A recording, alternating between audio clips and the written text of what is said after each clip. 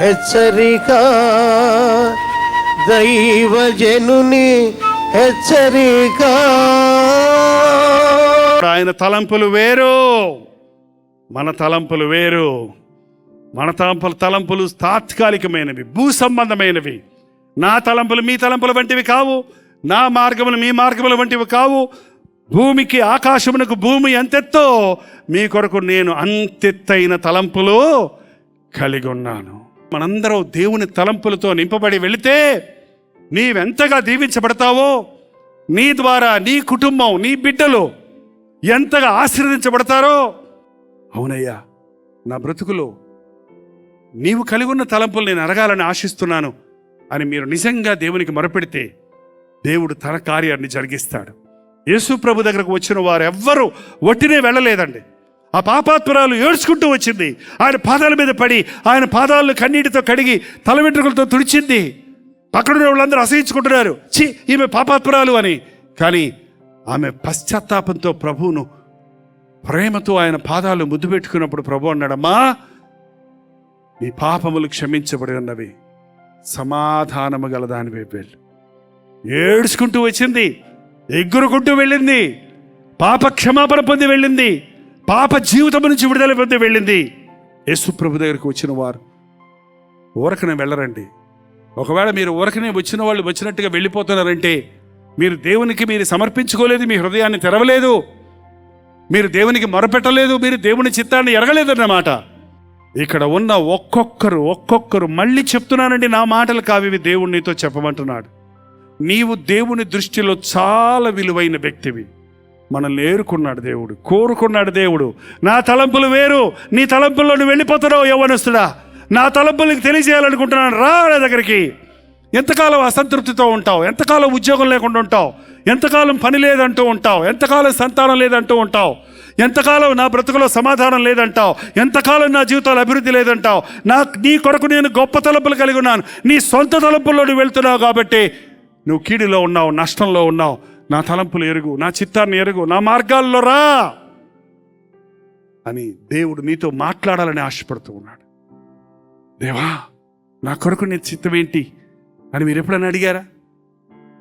ప్రభా, నన్ను ఏం చేయమంటావు అని ఎప్పుడైనా అడిగారా? పౌలు సౌలుగా ఉన్నప్పుడు క్రైస్తవ సంఘాన్ని హింసిస్తున్నాడు. తన మతం వైరాగ్యమైన మతం అనుకుంటున్నాడు. యేసునామంలో ప్రార్థన చేసే వాళ్ళని చెదరగొడుతున్నాడు. కానీ దమస్కు రోడ్డులో యేసు ప్రభు శిలువ దర్శనాన్ని చూచినప్పుడు, శిలువలో వేలాడుతున్న క్రీస్తు యొక్క దర్శనం చూచినప్పుడు గుర్రం మీద నుండి అకస్మాత్తుగా డబాలను కింద పడ్డాడు. కింద పడ్డప్పుడు అతని మనోనేత్రాలు తెరవబడ్డాయి.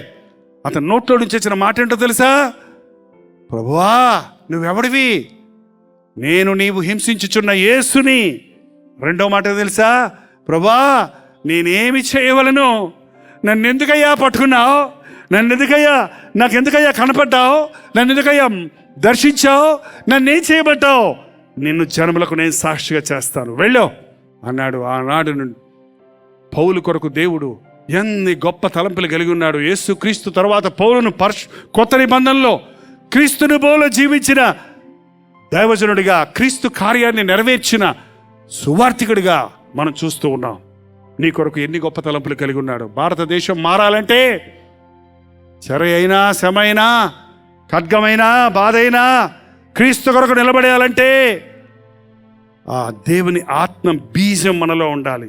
గాలికి చెదరగొట్టే పొట్టులాగా ఉండకూడదు మన భక్తి. క్రీస్తు కొరకు దేనికైనా తెగించగలిగిన శక్తినిచ్చే భక్తిని ఈ అంచెదినాల్లో మనం కలిగి ఉంటే తప్ప జనులు తినుచు, తాగుచు, కొనుచు, అమ్ముచు, పెళ్లికిచ్చుకొనుచు, పెళ్లి చేసుకొనుచు, వ్యాపారంతో నిండిపోయినటువంటి, లోక కార్యాలతో నిండిపోయినటువంటి, లోక ఆకర్షణతో నిండిపోయినటువంటి ఈ లోకంలో ఒక విశ్వాసి క్రీస్తు కొరకు నిక్కచ్చిగా బ్రతకాలంటే ఆయన తలంపులను ఎరగాలి, ఆయన ఆత్మతో బలపడాలి, ఆయన సాక్షిగా నిలబడాలి. అప్పుడే ఈ లోకంలో నశించిపోతున్న ఆత్మలను మనం రక్షించగలుగుతాం.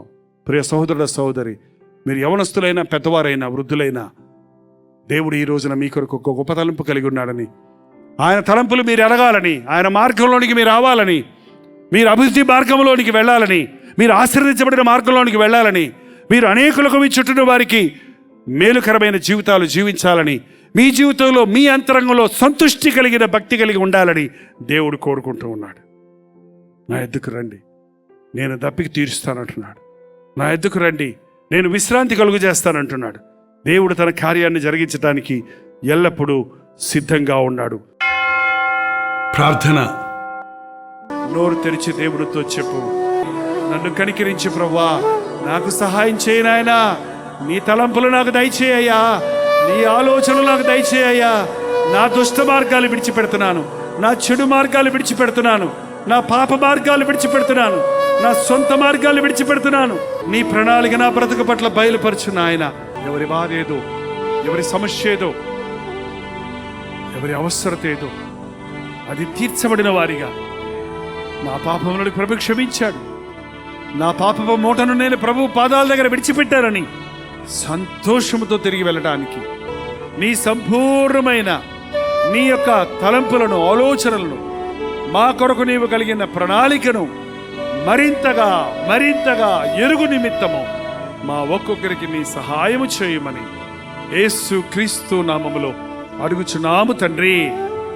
మన తండ్రి అయిన దేవుని యొక్క ప్రేమయు, కుమారుడైన క్రీస్తు యొక్క కృపయు, ఆదరణకర్త అయిన పరిశుద్ధాత్మ యొక్క సహవాసమును కూడి వచ్చిన మనందరికీ ఇప్పుడును సదాకాలమును తోడై ఉండును గాక. ఆమేన్.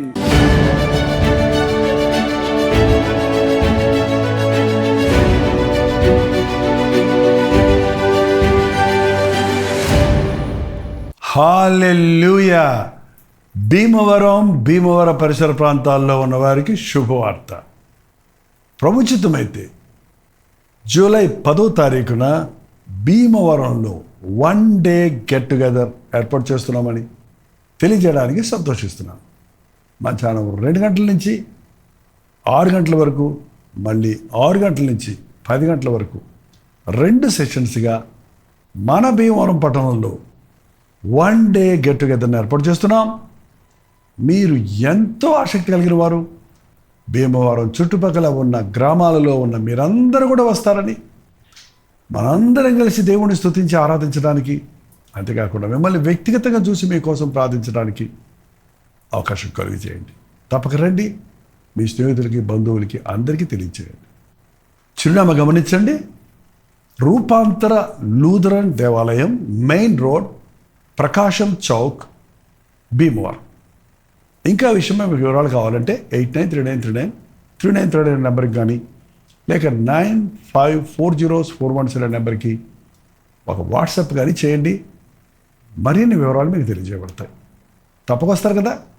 మీ స్నేహితుల్ని, బంధువుల్ని కూడా వెంట పెట్టుకొని రండి.